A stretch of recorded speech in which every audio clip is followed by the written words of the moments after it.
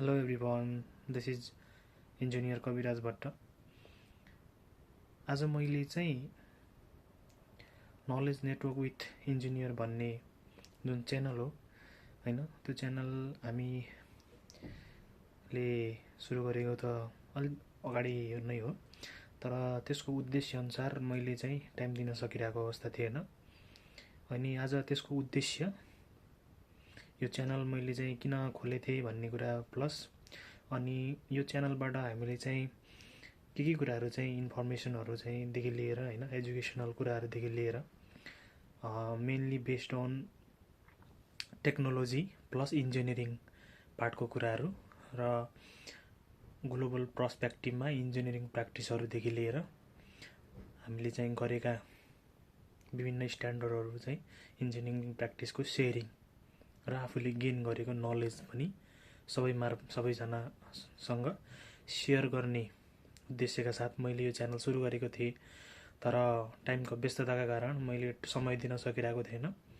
अब चाहिँ सकभर म चाहिँ रेगुलरली चाहिँ यसबाट चाहिँ आफूले गेन गरेको नलेज प्लस अब नयाँ जेनेरेसनलाई चाहिँ जुन चाहिँ इन्जिनियरिङ फिल्डमा हुनुहुन्छ या इन्जिनियरिङ फिल्डमा पढ्न चाहनुहुन्छ या इन्जिनियरिङ फिल्डमा काम गर्न चाहनुहुन्छ र या काम गर्दै गरेको मान्छेहरूलाई चाहिँ हेल्प हुने कन्टेन्टहरूदेखि लिएर प्लस स्पेसली चाहिँ ग्लोबल कन्टेक्स्टमा चाहिँ हाम्रो engineering specially civil engineering plus अरू इन्जिनियरिङ पनि हुन्छ, तर स्पेसली चाहिँ सिभिल इन्जिनियरिङको कुरा चाहिँ हामी यो च्यानल मार्फत गर्नेछौँ। सँगसँगै हामीले चाहिँ अब बिस्तारै लङ टर्ममा चाहिँ यो इन्टरनेसनल इन्जिनियरिङ चाहिँ कसरी चाहिँ कोल्याबरेट गर्ने या हामीले चाहिँ प्र्याक्टिसहरू चाहिँ कसरी एडप्ट गर्ने हैन, हाम्रो कन्ट्रीहरूमा पनि एडप्ट गर्ने कुराहरू, बाहिरको कल्चरहरूलाई चाहिँ एडप्ट गर्ने कुराहरू चाहिँ हामी सिक्दै र यस्ता प्रोग्रामहरू गर्ने हेतुले चाहिँ मैले यो च्यानल खोलेको थिएँ र आजदेखि यो कुराहरू चाहिँ मैले चाहिँ कन्टिन्युटी टाइम भएसम्म हैन चाहिँ कन्टिन्युटी दिने कोसिस गर्नेछु र सबैजनाले चाहिँ अब यो कुराहरूलाई चाहिँ साथ दिनुहुनुहुन्छ भन्ने मलाई अपेक्षाका साथ अगाडि बढौँ।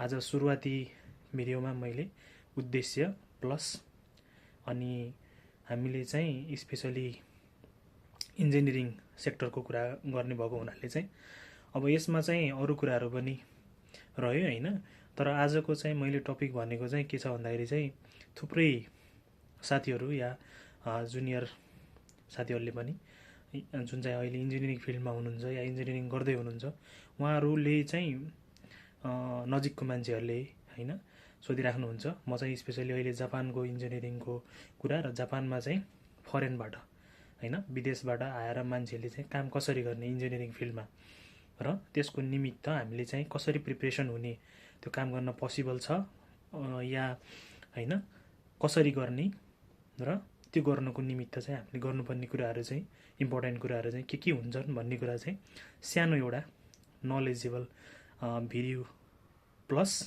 सँगसँगै फर्दर हामी आउने दिनहरूमा चाहिँ के गर्नेछौँ भन्ने कुरा जानकारी गराउनेछौँ।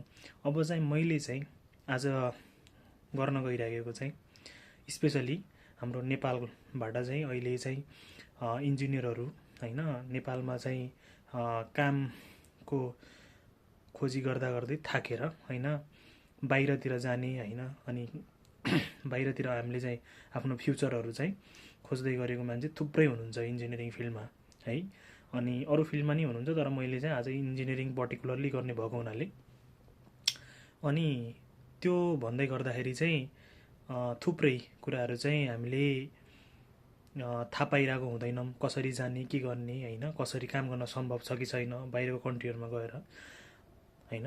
अरू कन्ट्रीहरूको कुरा चाहिँ हामी बिस्तारै अर्को नेक्स्ट भिडियोहरूमा चाहिँ कसरी गर्ने भन्ने कुरा त रहँदै रह्यो, तर स्पेसली म अहिले चाहिँ जापानमा एज अ डिजाइन इन्जिनियरको रूपमा कार्यरत छु र मैले आफूले चाहिँ लिएको नलेज र मैले गेन गरेको एक्सपिरियन्सको आधारमा चाहिँ म हजुरहरूलाई चाहिँ केही पोइन्टहरू भन्छु।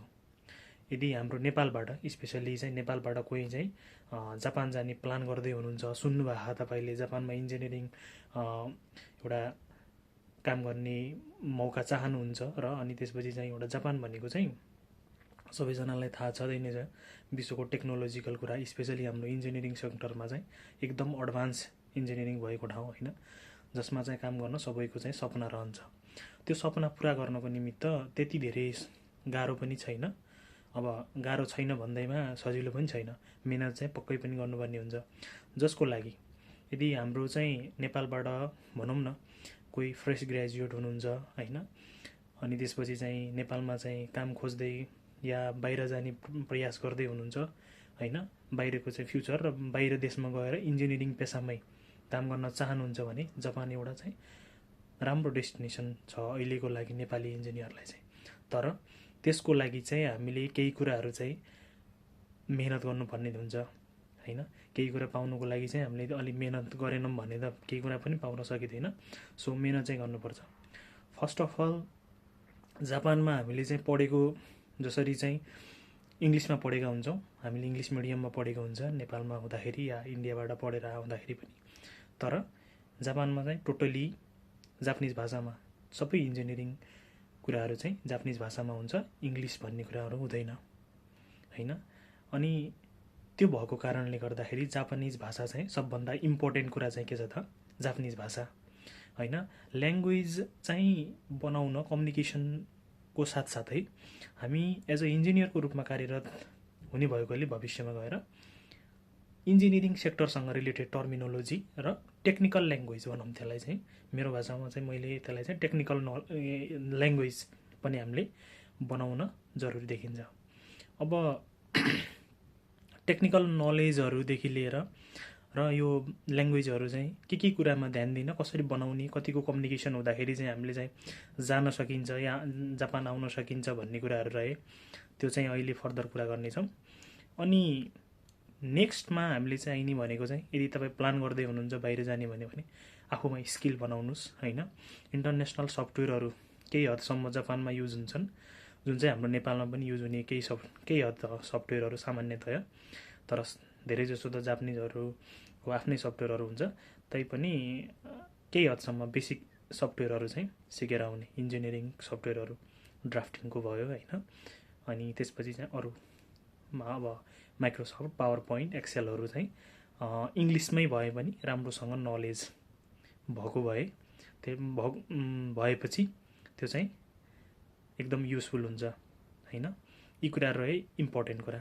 र अर्को कुरा भनेको चाहिँ हामीले सबभन्दा सिक्नुपर्ने कुरा भनेको चाहिँ वर्क डिसिप्लिन। नेपालमा हुँदाखेरि चाहिँ काम गरेको मान्छेहरू थुप्रै हुनुहुन्छ होइन। नेपालमा काम गर्ने तरिका र यहाँ काम गर्ने तरिकाहरू टोटली डिफ्रेन्ट हुन्छ। काम गर्दाखेरिका जुन चाहिँ हामीले चाहिँ अलि डिसिप्लिनका कुराहरू आउँछन् त्यो चाहिँ इम्पोर्टेन्ट रहन्छ। अनि वर्क कल्चरहरूदेखि लिएर त्यो चाहिँ आफूले चाहिँ पहिले नै प्रिपेयर भएर आउनुपर्छ। म चाहिँ त्यो रुलहरूदेखि लिएर सबै कुराहरू चाहिँ सक्छु फलो गर्न भनेर, ती कुराहरू चाहिँ एउटा प्रिपेयर हुनुपर्ने कुराहरू। अब जापानको वर्क कल्चरको बारेमा चाहिँ कसरी छ के छ भन्ने कुराहरू हामी नेक्स्ट भिडियोमा पनि डिस्कस गरौँला। अहिले चाहिँ यो भिडियो लामो हुने। अर्को कुरा भनेको चाहिँ लङ टर्म स्टेको लागि। अब सर्ट टर्म आउँछु जापानमा चाहिँ इन्जिनियरिङ सेक्टरमा ह्युज चाहिँ ग्रोथ गर्छु भन्ने कुरा चाहिँ उत्तिखेरै हुँदैन। किन भन्दाखेरि धेरै अब्स्ट्याकलहरू छन्। ल्याङ्ग्वेज ब्यारियरले गर्दाखेरि चाहिँ बिस्तारै करियर ग्रोथ गर्दै गयो भने चाहिँ इन्जिनियरिङ सेक्टरमा राम्रो पोजिसनमा पुग्न सकिन्छ होइन। इक्जाम्पलहरू थुप्रै हुनुहुन्छ हाम्रो नेपाली इन्जिनियरहरू नै। सो त्यो माइन्ड मेकअप गर्ने कि म चाहिँ लङ टर्म बस्छु भनेर है। यी कुराहरू रहे इम्पोर्टेन्ट कुरा। अब फर्दर चाहिँ कसरी आउने होइन, र हामीले चाहिँ प्रोसेसका बारेमा या मैले अघि नै भने यो टेक्निकल नलेजका कुराहरू, टेक्निकल सफ्टवेयरहरू के सिक्ने होइन, कसरी सिक्न सकिन्छ, टेक्निकल नलेज कसरी लिन सकिन्छ, टेक्निकल वर्डहरू कसरी लिन सकिन्छ, हामी नेपालमै हुँदा प्रिपरेसन गर्दाखेरि चाहिँ ल्याङ्ग्वेज सँगसँगै भन्ने कुरा, प्लस यहाँको चाहिँ वर्किङ कल्चर, वर्किङ इन्भाइरोमेन्ट कस्तो हुन्छ, हामीले चाहिँ काम गर्दाखेरि चाहिँ एडप्ट गर्नुपर्ने, फलो गर्नुपर्ने सेफ्टीका रुलहरूदेखि लिएर होइन इन्जिनियरिङ फिल्डमा, यी कुराहरू चाहिँ हामी चाहिँ फर्दर भिडियोहरूमा चाहिँ होइन बिस्तारै बनाउँदै गर्नेछौँ। जसको लागि चाहिँ हामीले अब हजुरहरूको अपेक्षा, कोही चाहनुहुन्छ साँच्चीकै चाहिँ मुभ गर्न खोजिराख्नु भएको छ होइन, एज अ इन्जिनियरकै रूपमा काम गर्न चाहनुहुन्छ भने तपाईँले चाहिँ कुनै सल्लाह सुझावको लागि चाहिँ डाइरेक्ट कमेन्टहरू या मेसेज पनि गर्न सक्नुहुन्छ च्यानल मार्फत होइन। हामीले चाहिँ तपाईँलाई चाहिँ रिच गर्नेछौँ होइन। त्यसको रिप्लाईमा तपाईँहरूलाई चाहिँ सल्लाह सजेसनका कुराहरू चाहिँ होइन दिएर अनि त्यसपछि चाहिँ कसरी तपाईँ आफ्नो तरिकाले माइन्ड मेकअप गरेर अरू पाथहरू कसरी आउन सकिन्छ, के गर्न सकिन्छ भन्ने प्रोसेसहरू चाहिँ हामी भन्छौँ।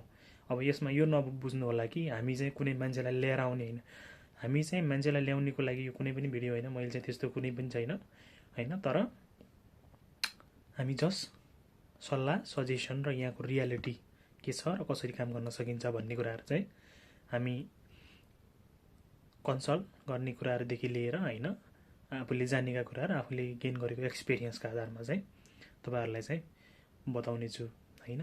नेक्स्ट भिडियोमा अहिले आजलाई चाहिँ यति गरौँ। Thank you.